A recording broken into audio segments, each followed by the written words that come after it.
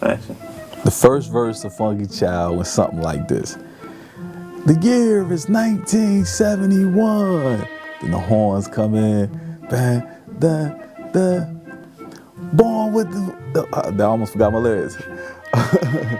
Born with the victors from the womb of Brenda. She now likes the Lords, but she used to dig the spinners. Birth with the style from the birth canal. And now I got the flow to make the crowd go wild. So dig it. Why die? Ooh, watch me kick it. I'm taking no shorts as if it's coming from a midget. I packs the piece more than chicken packs grease. I'm usually knocking boots, but if not, I'll knock teeth. Why? Gaga. Ooh, Christ the baby. Smacked on the ass, now to do it all's crazy. It went something like that, man, you know what I mean? So that's the Funky Child joy right there. I mean, of course, Brenda was my mom's, and,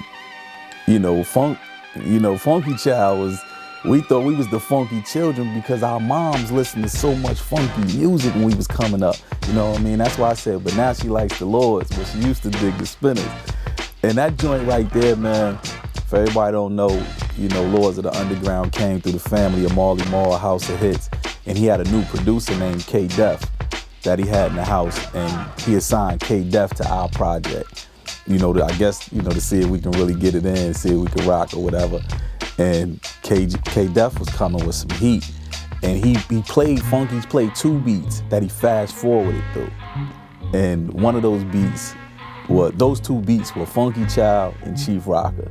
So when he went past Funky Child, Funk was like, we looked at each other and we like, oh, okay, what you doing? He like, nah, that ain't for y'all. Y'all won't like that.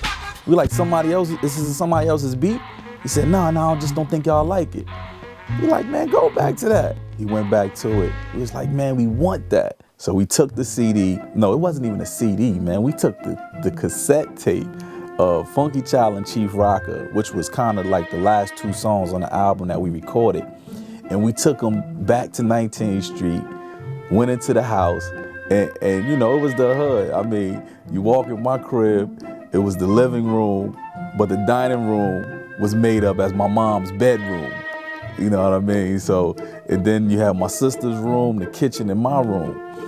For some reason, I don't know why we didn't write this song in my room. I don't know if it was too cold in there, because my sister had the room with the radiator with the steam popping out, and it was just the warmest room in the house. We go in there, I sit on the bed. I'll never forget, Funk Man sits right by the radiator, a hot radiator. I don't even know how he managed to sit over there with all the steam and stuff coming up. And I think my mom's might have been playing, when we walked in the house, she might have been playing some old Marvin Gaye or something. And Funk and I just looked at each other, so we like, where we going? Where we going on this record right here? And he looked up at me, we started pondering for a minute. And then we just thought about it. My mom is always playing some funky type of music in the living room. And he chimes in and says, my mom's always playing some funky stuff too. And we both say, yeah, man, we children of that. We come from that. We come from the funky era. So we children of the funk. And we was all on some funk stuff back in the 90s, We the funky dudes from the underground. So we came up with Funky Child, and like when you hear it, it's like 1971, the year is 1971. Yeah. It's supposed to have been like the birth of us. Even with the video was supposed to be the birth of us as MCs into the game. It was supposed to be, you're supposed to see us being born. It didn't all work out like that, but you did see me with the crazy diaper on in the video. And I got that from the guy in Parliament who wore the diaper. George, we did a song with George Clinton and them too. And I got that from him. And just knowing that the way they came on stage, we could do anything too. So we sat in that room, man, and composed the joint. And we just felt like we wrote another song. And it was hot, and we just called Marley like, yo, we got a joint. And that's what it is, man.